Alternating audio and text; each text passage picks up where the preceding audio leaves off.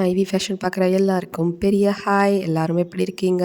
இன்றைக்கான வீடியோ பார்த்தீங்க அப்படின்னா, நகை எடுக்க போகிறீங்க. ஒரு 2 பவுன் நெக்லஸோ இல்லை ஒரு 3 பவுனில் ஹாரம் என்ன எடுக்க போனாலும், ஸோ 1 பவுன் நீங்கள் வாங்க போகிறீங்க அப்படின்னாலும் அதிகமான அளவில் கிராம்ஸ் உங்களுக்கு ஆட் ஆகிற மாதிரி, அதாவது 1 பவுன் நான் வாங்க போகிறேன், ஸோ அதோடு சேர்த்து ஒரு 1.25 பவுன் வாங்கினேன், 1.5 பவுன் வாங்கினேன், நான் வாங்க போனது 1 பவுன் தான், ஆனால் என்னால் 1.5 பவுன் வாங்க முடிஞ்சு அப்படிங்கிற மாதிரி விஷயம் உங்களுக்கு கண்டிப்பாக நடக்கணும் அப்படின்னு நீங்கள் நினைக்கிறீங்கன்னா இந்த வீடியோவை ஃபுல்லாக பாருங்கள்.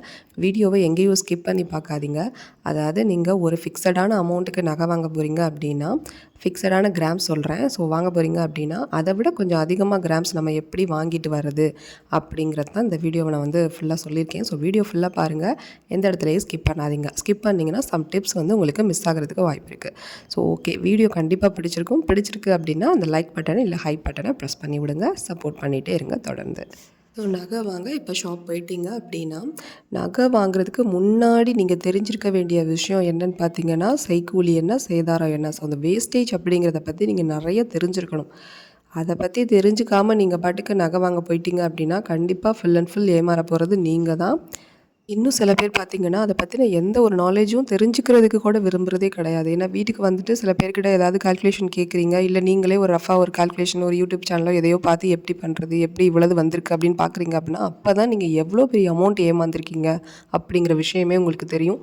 அதனால தான் அந்த வீடியோவை ஃபுல்லாக பாருங்கன்னு சொல்கிறேன். ஸோ இப்போ நம்ம நகை எடுக்க போகிறோம் அப்படின்னா, கண்டிப்பாக நம்ம வந்து பேரம் பேசி தான் நகையை எடுக்கணும். ஸோ பர்சன்டேஜ் வந்து வேஸ்டேஜ் எவ்வளோ அப்படிங்கிறது தான் நம்ம முதல்ல கேட்கணும். ஸோ முடிஞ்சவங்க வந்து என்ன பண்ணுவாங்க அப்படின்னா, பர்சன்டேஜ் வந்து இத்தனை பர்சன்டேஜ், ஒரு 10%, 12%, 18% இது மாதிரி சொல்லுவாங்க. முடிஞ்ச அளவுக்கு 18% அப்படிங்கிறத சொல்லிடுவாங்கன்னு வச்சுக்கோங்களேன். ஸோ ஹையஸ்ட்டாக 18% சொல்கிறாங்க அப்படின்னா, உங்களுக்கு பேரம் பேச தெரியும் அப்படின்னா நீங்கள் போய் நகையை வாங்குங்க. இல்லை அப்படின்னா உங்களுக்கு பேரம் பேச தெரிஞ்சவங்களை கூட்டிக்கிட்டு போய் நகை வந்து வாங்குறதுக்கு போங்க. நீங்கள் இண்டிவிஜுவலாக போய் நகையை வாங்கிட்டு வந்தோம் அப்படிங்கிற மாதிரி வராதிங்க. அதில் மிகப்பெரிய அமௌண்ட்டு ஏமாறதுக்கு வாய்ப்பு இருக்குது. ஸோ முதல் விஷயம் பார்த்திங்கன்னா, கண்டிப்பாக நகைக்கு பர்சன்டேஜ் எவ்வளோன்னு சொல்கிறாங்களோ அதுலேருந்து பேரம் பேச தெரியணும். அதாவது ஸோ இப்போ எக்ஸாம்பிளுக்கு ஒரு 20% சொல்கிறாங்க அப்படின்னா, அங்கேருந்து நம்ம ஒரு 15%காவது நம்ம வந்து குறைச்சி பேசணும். ஏன்னா ஒரு 5%ஆவது குறைக்கணும். நீங்கள் நினைப்பீங்க, என்னது 5% எப்படி குறைச்சி பேச முடியுமானா முடியும். ஸோ நான் நிறைய வீடியோலேயே உங்களுக்கு சொல்லியிருக்கேன், நிறைய பில்லே உங்களுக்கு வந்து நான் வந்து ஷேர் பண்ணியிருக்கேன். ஸோ அந்த பில் எஸ்டிமேஷன் பில்லாம் பார்த்தீங்கன்னா எவ்வளோ அமௌண்ட்லேருந்து எவ்வளோ குறைச்சிருக்காங்க அப்படிங்கிறத நீங்கள் கண்கூடாவே பார்த்துருக்கலாம். ஸோ நீங்கள் பேசலை அப்படின்னா கண்டிப்பாக நஷ்டம் நமக்கு தான். ஃபர்ஸ்ட் ஆஃப் ஆல் வந்து பேரம் பேச தெரியணும். ஸோ நம்ம 5% குறைக்க சொல்கிற இடத்துல தான் அவங்க ஒரு 3%காவது வருவாங்க, குறைச்சி தர்றதுக்கு வாய்ப்பு இருக்குது. அதனால நீங்கள் எப்போவுமே கொஞ்சம் சொல்லும் போது அதிகமான பர்சன்டேஜ் நீங்கள் சொல்லி குறைச்சி தாங்க அப்படிங்கிற மாதிரி பேசுனீங்கன்னா மட்டும்தான் அவங்க ஒரு 2க்கும் இடையில இருக்க மாதிரி ஒரு ஆவரேஜை தாண்டி கொஞ்சம் செய்கிறதுக்கு வாய்ப்பு இருக்குது. ஸோ உங்களுக்கு புரியும்னு நினைக்கிறேன். சில கடைகள் எல்லாம் பார்த்திங்க அப்படின்னா ஃபிக்ஸட் அப்படின்னு சொல்லிட்டு வேல்யூ வந்து செட் பண்ணிடுவாங்க. ஸோ அதுக்கப்புறம் உங்களால் என்ன பண்ண முடியாது அப்படின்னா எதுவுமே வந்து அதில் இங்கே சேஞ்ச் பண்ண முடியாது. இதுதான் ஃபிக்ஸட்னு சொல்லிடுவாங்க. ஸோ இங்கே ஃபிக்ஸட் ரேட் இல்லாமல் கடைக்கு போகிறீங்க, சில கடைகளில் இன்னும் வந்து ஃபிக்ஸட் ரேட் இல்லாமல் கொஞ்சம் குறைச்சி பேசி வாங்க முடியுது சேதாரத்தில். ஸோ அந்த மாதிரி கடைகளுக்கு போகிறீங்க அப்படின்னா கண்டிப்பாக வந்து நல்லா குறைச்சி பேசி வாங்குறதுக்கு ட்ரை பண்ணுங்கள். ஸோ நான் ஏன் இந்த விஷயத்தை திரும்ப திரும்ப சொல்கிறேன் அப்படின்னா, நீங்கள் வந்து சேதாரம் இவ்வளோதுன்னு சொன்னதுக்கப்புறம் நீங்கள் வந்து ஒரு ரொம்ப கொஞ்சம் கம்மி பண்ணி நீங்கள் கேட்கல. இப்போ 20க்கு நீங்கள் 15, 14 இப்படிலாம் கேட்கலைன்னா கண்டிப்பாக நீங்கள் கொஞ்சம் குறைச்சி கேட்டுட்டீங்க, ஒரு 18%க்கு கொடுங்க அப்படிங்கிற மாதிரி நீங்கள் ஒரு 2% கம்மி பண்ணிங்கன்னா அவங்க 19 தான் வந்து நிற்பாங்களே தவிர அந்த 18ங்கிறது உங்களுக்கு கிடைக்க போகிறதுக்கான வாய்ப்பு கிடையாது. ஸோ அப்போல்லாம் வந்து என்னென்னா பேரம் பேசி ஈஸியாக வாங்கலாம் அப்படிங்கிற மாதிரி வச்சுருந்தாங்க. இப்போ சில கடைகளில் பார்த்தீங்கன்னா டேக்கில் இருக்கிறத தான் நாங்கள் கொடுப்போம், டேக்கில் இருக்க என்ன விலையோ அதை தான் நாங்கள் ஃபிக்ஸடாக போடுவோம் அப்படிங்கிற மாதிரியும் சொல்கிறாங்க. ஸோ நான் அந்த மாதிரி கடைகளுக்கு ஒன்றும் பண்ண முடியாது. அந்த மாதிரி ஃபிக்ஸட் ரேட் இல்லாத கடைகளுக்கு நான் சொல்லிகிட்டு இருக்கேன். ஸோ இதனால் வந்துட்டு பார்த்தீங்க அப்படின்னா, உங்களுக்கு நீங்கள் வந்து நமக்கு மன சங்கடம் ஆகுமோ, ஒரு மாதிரி ஆர்கியூமெண்ட் பண்ணுற மாதிரி இருக்குமோ அப்படின்லாம் நீங்கள் நினச்சிங்க அப்படின்னா, கண்டிப்பாக ஏமாற போகிறதும் நஷ்டம் ஆக போகிறதும் நம்மளுக்கு தான். ஸோ ஓரளவுக்கு 2 பேருக்கும் வந்து ஒரு இதுவாக இருக்க மாதிரி, ரொம்ப அடிமட்டமாகவும் நம்ம கரைச்சி கேட்கவும் முடியாது. ஸோ சேதாரத்தை ஓரளவுக்கு நார்மலாக கொடுக்குற அளவுக்கு கொடுத்துட்டு வந்தாலே போதும். ரொம்ப அதிக அளவில் கொடுக்கணுன்றது அவசியம் கிடையாது. நீங்கள் ஒரு ஆன்டிக் நகை எடுக்க போகிறீங்க, இல்லை ஒரு நார்மலாக உள்ள நகை எடுக்க போகிறீங்க அப்படின்னா அதுக்கு வேஸ்டேஜ் எப்படி போடுவாங்க அப்படிங்கிறத கண்டிப்பாக தெரிஞ்சுக்கணும். நார்மல் நகையோட நார்மல் ஜுவல்லரியை விட ஆன்டிக் ஜுவல்லரிக்கு வேஸ்டேஜ் வந்து அதிகம்.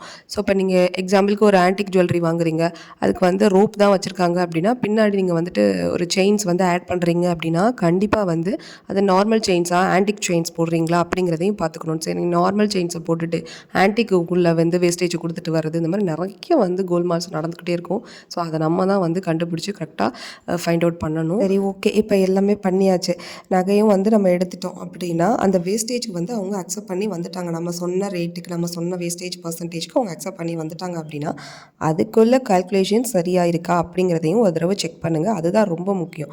ஸோ நீங்கள் அக்செப்ட் பண்ணிட்டாங்க அப்படிங்கிறதுக்காண்டி கால்குலேஷனில் கம்மி பண்ணி கரெக்டாக போட்டிருப்பாங்கலாம் நீங்கள் நினைக்க வேண்டாம். ஏன்னா அதில் ஏகப்பட்டது மாற்றி மாற்றி குழப்பறதுக்கு வாய்ப்புகள் நிறைய அதிகம். அதனால தான் நான் சொல்கிறேன். ஸோ இப்போ நீங்கள் வந்து அக்செப்ட் பண்ணிட்டாங்க அப்படின்னா அவங்க கொடுக்குற அந்த எஸ்டிமேஷனும் நீங்கள் வச்சுருக்க அந்த நீங்கள் ஒரு ரஃபாக ஒரு கால்குலேஷன் பண்ணி பாருங்கள். கால்குலேட்டர்லேயே சும்மா மொபைல்லே போட்டு பாருங்கள், அதில் இருக்க கால்குலேஷன்ஸ்லாம் சரியாக இருக்கா அப்படிங்கிறத பார்த்துட்டு நீங்கள் முதல்ல நகைக்கு ஓகே பண்ணுங்கள். ஏன்னா இப்படி செஞ்சால் மட்டும்தான் நீங்கள் என்ன பண்ண போகிறீங்க, நீங்கள் வாங்க போகிற ஒரு பவுனில் கொஞ்சம் கிராம்ஸ் அதிகமாக நீங்கள் வேஸ்டேஜுக்கு கொடுக்காம கிராம்ஸை வந்து அதிகமாக உள்ள மாதிரி நீங்கள் நகையை எடுத்துகிட்டு வர முடியும். ஸோ நீங்கள் ஒவ்வொரு ப்ரைஸும் பார்த்துட்டு தானே நீங்கள் ஓகே அப்படிங்கிற எந்த ஒரு நகையுமே பார்த்தீங்க அப்படின்னா ரவுண்டடாக ஒரு பவுன் அப்படிலாம் இருக்காது, அதை விட கொஞ்சம் கிராம்ஸ் அதிகமாக இருக்கும். ஸோ இப்போ இந்த இடத்துல இன்னும் கொஞ்சம் கிராம்ஸ் அதிகம். இப்போ நீங்கள் வேஸ்டேஜை கம்மி பண்ணும்போது இந்த ஒரு பவுன் எடுக்கிற இடத்துல நீங்கள் ஒரு 200 மில்லிகிராமோ 100 மில்லிகிராமோ ஒரு 300 மில்லிகிராமோ நீங்கள் வந்து அதிகமாக வாங்குறதுக்கு வாய்ப்பு இருக்குது. உங்களுக்கு புரியும்னு நினைக்கிறேன். நான் வேஸ்டேஜ் கொடுக்குற காசை நீங்கள் கிராமை கன்வெர்ட் பண்ணி எடுக்கிறதுக்கு பாருங்கள், கிராமில் அதிகம் சேர்த்து எடுக்கிறதுக்கு பாருங்கள். எப்போ அப்படின்னா சேதாரத்தில் பேரம் போது மட்டும். இப்போ வந்து பார்த்தீங்க அப்படின்னா ஒரு ஹாரம் எடுக்கிறீங்க, ஒரு 5 பவுனில் ஹாரம் எடுக்கிறீங்க அப்படின்னா ஒரு 40 கிராம் 40 கிராம் சரியா? அப்போ அந்த 40 கிராமுக்கு ஒரு 18% வந்து உங்களுக்கு வேஸ்டேஜ் போடுறாங்க அப்படின்னா ஒரு வழியாக பேரம் பேசி 15% வந்து நீங்கள் 12 கேட்டால் அவங்க 15 வந்து நின்றுட்டாங்க அப்படின்னா நீங்கள் வாங்குகிற அந்த நகையோட ஒரு கிராம் இன்றைக்கி ரேட் என்ன அப்படின்னா நீங்கள் மார்க்கெட் வேல்யூவில் பார்த்துட்டு போயிருப்பீங்க. ஸோ தங்கமயில் பீமாலெலாம் பார்த்தீங்க அப்படின்னா ஒரு ரேட் இருக்கும். ஸோ நம்ம உள்ளூர் கடைகளில் வந்து பார்க்கும்போது அந்த ரேட் வந்து லோக்கல் வேல்யூன்னு சொல்லிட்டு அது கொஞ்சம் 200 300 150 ரூபாய்க்கு மேலே ஆட் பண்ணிடுவாங்க. ஸோ அந்த ஆட் பண்ணிடணுன்னா உங்களுக்கு எவ்வளோ அமௌண்ட் இருக்குது, ஒரு கிராம் இப்போ 15,000 இருக்குன்னா நம்மளுடைய லோக்கல் கடைகளெலாம் பார்த்தோம் அப்படின்னா ஒரு 15,240 இந்த மாதிரிலாம் இருக்கும், 15,180 அப்படிங்கிற மாதிரி லோக்கல் வேல்யூ ஆட் பண்ணி தான் விற்பாங்க.